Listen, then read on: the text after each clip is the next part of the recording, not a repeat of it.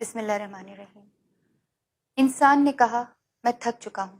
جواب آیا لا تقنطوا من رحمت اللہ، اللہ کی رحمت سے نا امید نہ ہونا۔ اتنے دن کی خاموشی میں جواب ڈھونڈ رہی تھی، اپنے اندر سے کبھی اللہ سے شکوہ کر رہی تھی۔ پھر مجھے کسی نے کہا جب انسان پر ایسا وقت آتا ہے تو اس کی دو ہی وجوہات ہوتی ہیں، یا اللہ تعالیٰ سزا دیتا ہے یا آزمائش۔ میں نے پوچھا یہ کیسے پتہ چلے گا کہ مجھے سزا ملی ہے یا آزمائش ہے؟ تو انہوں نے کہا کہ اگر اس وقت کے گزرنے کے بعد میں گناہوں کی دلدل میں دھنس گئی تو یہ سزا ملی ہے، اگر میں نے اللہ تعالیٰ سے رابطہ کر لیا، اللہ کے راستے پہ چل پڑی، تو یہ میری آزمائش تھی۔ جو کچھ میں نے بنایا وہ تنہائی میں بنایا، وہ میرے اور میرے اللہ کے درمیان کی بات ہے۔ میں اللہ کی مجرم ہوں اور وہ دلوں کے حال جانتا ہے، وہ میرے آنسوؤں کو سمجھتا ہے۔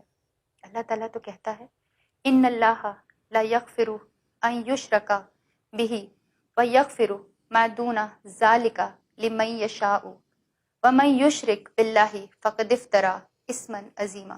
بے شک اللہ اس بات کو معاف نہیں کرتا کہ اس کے ساتھ کسی کو شریک ٹھہرایا جائے، اور اس سے کم تر ہر بات کو جس کے لیے وہ چاہتا ہے معاف کر دیتا۔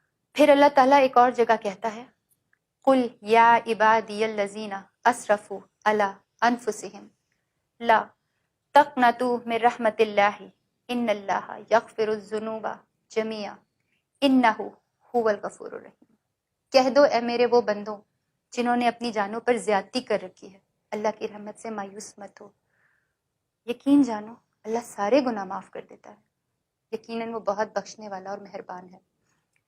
جب میرا یہ ڈیٹا لیک ہوا تو ایک دم سے پوری دنیا میں وائرل ہوا، تو بہت سارے لوگ میرے پاس کام لے کر آنا شروع ہو گئے، ٹی وی کمرشلز، فلمیں، ٹی وی پروگرامز، کانسرٹس۔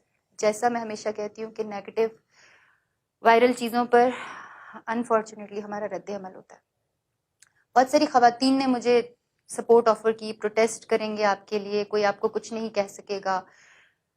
جن کا جو تھا می ٹو، میرا جسم میری مرضی، لیکن نہیں، میرا جسم میرے اللہ کی مرضی۔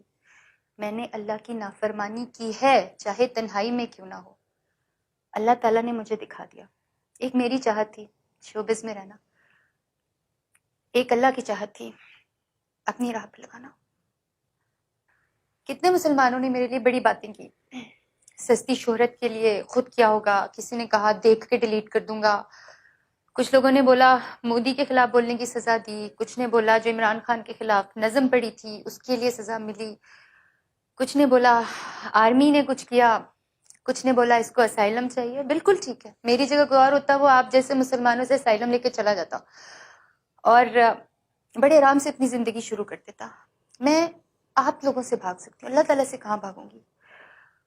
کچھ لوگوں نے اتنا تک کہہ دیا کہ رابی نے خودکشی کر لیا۔ اس وقت مجھے احساس ہوا کہ کسی لڑکی کی کوئی بات معاشرے میں آ جائے تو آپ کیسے خود اسے گناہوں میں گھسیٹتے ہیں۔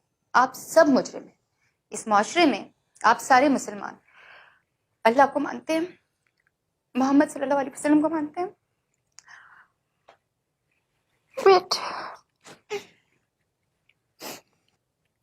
آپ مسلمان اس معاشرے میں اللہ کو مانتے ہیں، اللہ کے رسول صلی اللہ علیہ وسلم کو مانتے ہیں، قرآن پاک کو مانتے ہیں، لیکن آپ ایسے لوگ ہیں جو اللہ کی نہیں مانتے، ہمارے رسول صلی اللہ علیہ وسلم کی نہیں مانتے، قرآن پاک کی نہیں مانتے۔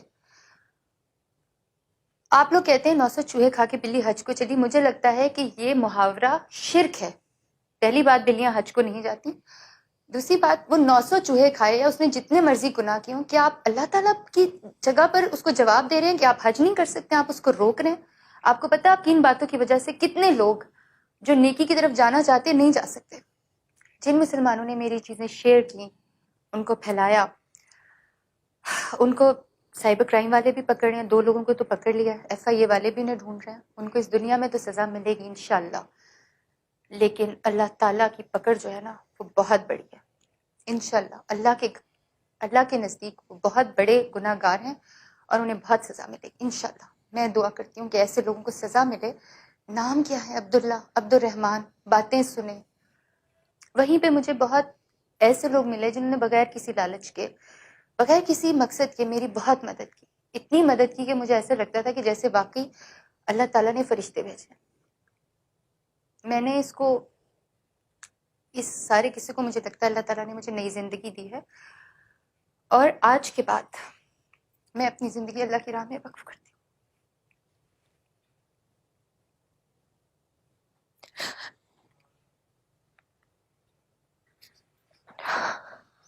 I'm sorry۔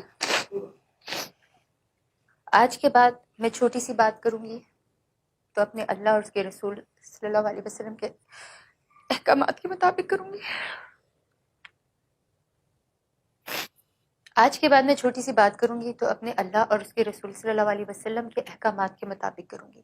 اگر تصویر بناؤں گی تو اس جگہ کی بناؤں گی جہاں پہ مجھے آج تک سمجھ نہیں آئی کہ لوگ کیوں جاتے تھے، بہت دل کر رہا ہے کہ وہیں پہ زندگی گزار دوں۔ اگر گاؤں گی تو صرف اپنے رب کی حمد و ثنا اور اپنے نبی صلی اللہ علیہ وسلم کی نعت یا صوفیانہ کلام۔ آج کے بعد میری زندگی کا مقصد ہے میری عاقبت۔ میرے لیے دعا کریں۔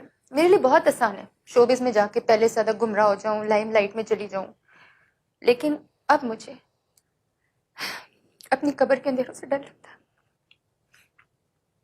اور بہت دفعہ ایسی ایگزامپلس لوگوں نے سیٹ کی آپ کے سامنے، میرے سامنے، بہت مسلمان ہوئے شوبز کے لوگ واپس پلٹ گئے، جو مجھے لگتا ہے کہ غلط مثالیں تھیں۔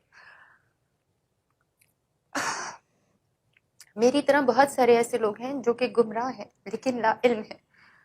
اگر میری زندگی سے کچھ سیکھ سکے تو شاید مجھے اللہ نبی صلی اللہ علیہ وسلم کے صدقے معاف کرتے۔ میرے لیے دعا کیجیے گا اور کشمیر کے لیے دعا کیجیے گا۔